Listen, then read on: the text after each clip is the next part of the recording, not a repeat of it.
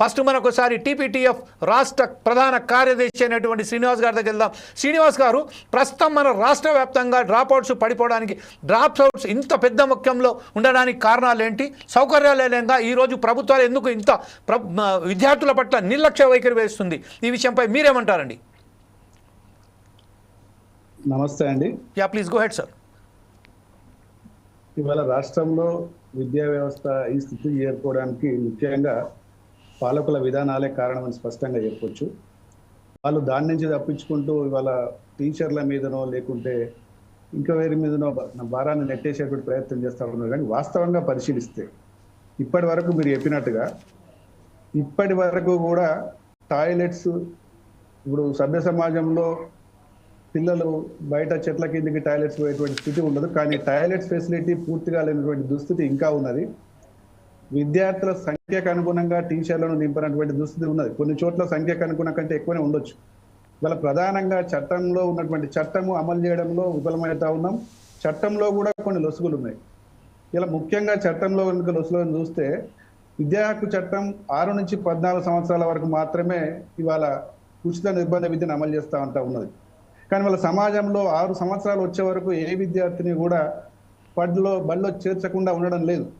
పూర్వ ప్రాథమిక విద్య అనేది తప్పనిసరిగా మారిపోయినటువంటి స్థితిలో ఈ పూర్వ ప్రాథమిక విద్య ప్రభుత్వ పాఠశాలలో నిర్వహించడానికి ఎట్లాంటి వెసులుబాటు లేదు.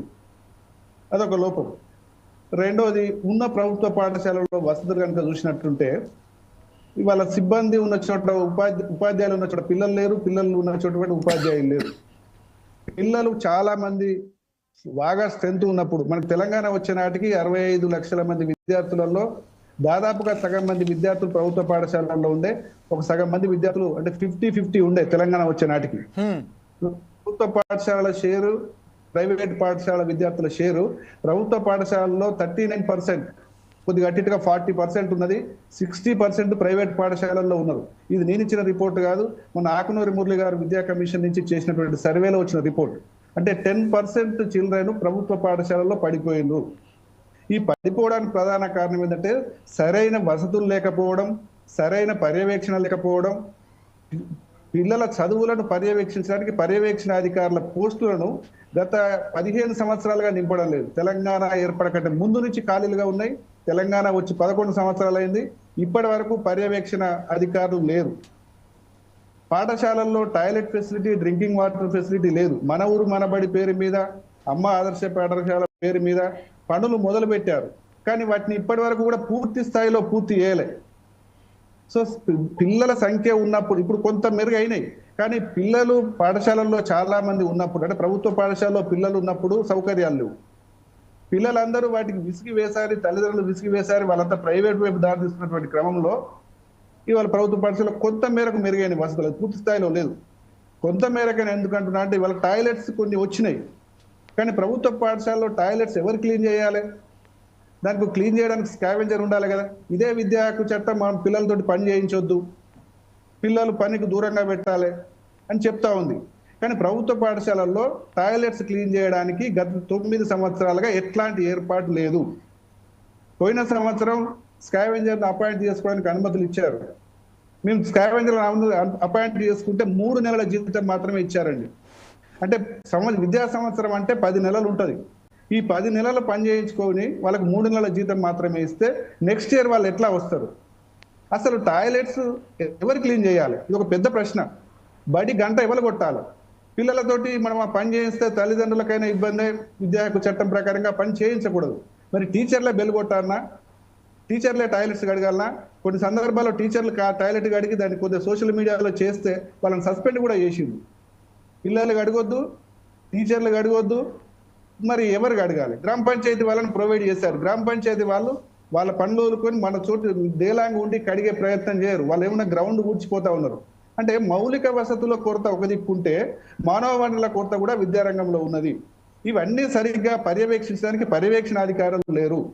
ఇవన్నిటి కారణం. ఇంకా మూడో అంశం ఏంటంటే వాళ్ళ పిల్లల తల్లిదండ్రులు ఏం ఆలోచిస్తున్నారంటే ప్రతి తరగతికి ఒక ఉపాధ్యాయుడు ఉండాలి.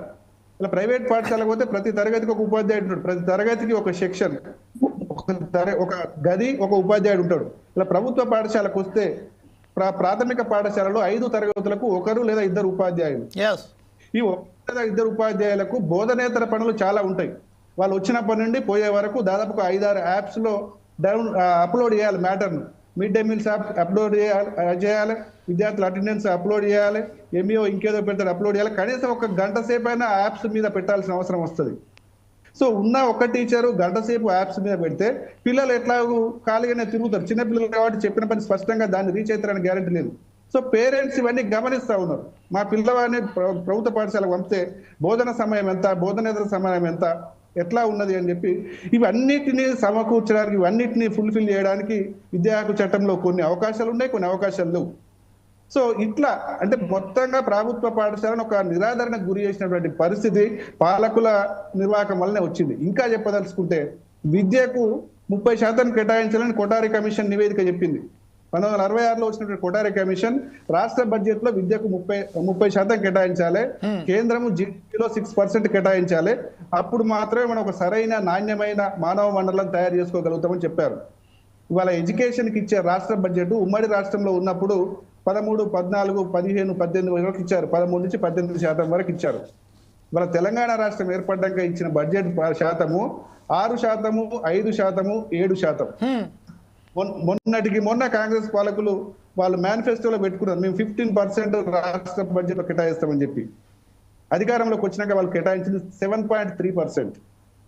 సో ఇట్లా అంటే నిర్లక్ష్యానికి ఎందుకు? మౌలిక వసతులు కల్పించాలంటే బడ్జెట్ ఉండాలి.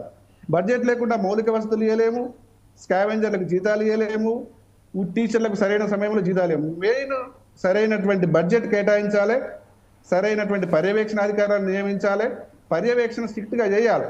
అప్పుడు మాత్రమే సాధ్యమవుతుంది. టీచర్లకు బోధనేతర పనులు కాకుండా 5 తరగతులు ఉంటే 5 టీచర్లు ఉండాలి. 5 తరగతులకు 5 టీచర్లు ఉంటే వాళ్ళు తరగతి టీచింగ్ లో ఎంగేజ్ అవుతారు. కానీ 5 తరగతులకు 2 టీచర్లు లేదా ఒకటే టీచర్ ఉంటే ఆయన సెలవు పెట్టుకొని పోతే విద్యార్థుల విద్యా బోధన ఏమైతుంది అనేది ప్రజల్లో, పేరెంట్స్ లో బాగా గమనిస్తూ ఉన్నారు. ఈ లోపాలన్నీ మనం ఫుల్ఫిల్ చేసుకోగలిగితే ఖచ్చితంగా ఇవాళ ప్రభుత్వ పాఠశాల నుంచి వాళ్ళు ప్రైవేట్కి పంపుతారంటే వాళ్ళంతా సంపన్నులై పంపుతలేరు. ఇక్కడ ఇట్లాంటి లోపాలు ఉన్నాయి కాబట్టి వీటిని అధిగమిస్తూ వీటిని తట్టుకోలేక బయటకు పంపుతారు. కాబట్టి ఈ లోపాలను అధిగమించుకుంటే మనం ఒక మంచి నాణ్యమైన విద్య మరొకసారి మీ వద్దకు వస్తాను. శ్రీనివాస్ గారు, మరొకసారి మీ వద్దకు వస్తాను. ఇప్పటిదాకా ఒకసారి స్వాతి